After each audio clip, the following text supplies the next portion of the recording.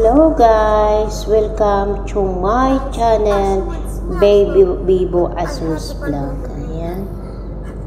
Ayan guys, ito naman ang mutya na aklat na naging bato. So ito guys, bago ko naman ito nakuha mga kapatid, ako ay nanaginip ng gabi na yon. Tapos pagising ko, hindi ko naman alam na pupunta kami sa dagat magpipiknik. Ayan.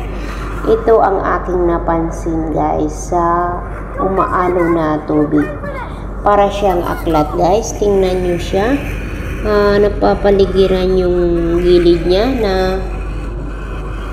hindi mo siya maipaliwanag guys na ayan o.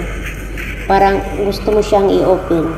Hindi ko naman yan ino-open. So, pinag-try ko rin to guys sa aking sa buhok at sa aking mga palad. Nagkukuryente rin siya at umiinit kapag hinahawakan. So, ayan guys. So, buhay din siya. Bago yung pinagkaloob na panaginipan ko mga kapatid. So, kakaiba siya. Dinadala ko rin yan pag umaalis kami ng bahay. Nilalagay ko lang po yan sa pang protection mga kapatid.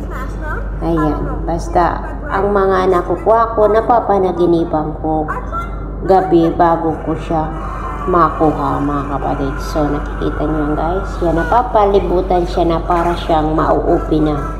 Para siyang aklat mga kapatid. Ayan guys. Tingnan nyo, pagmasdan nyo, para siyang aklat. So, kung nagustuhan nyo guys, please like and comment. Marami po ako niyan.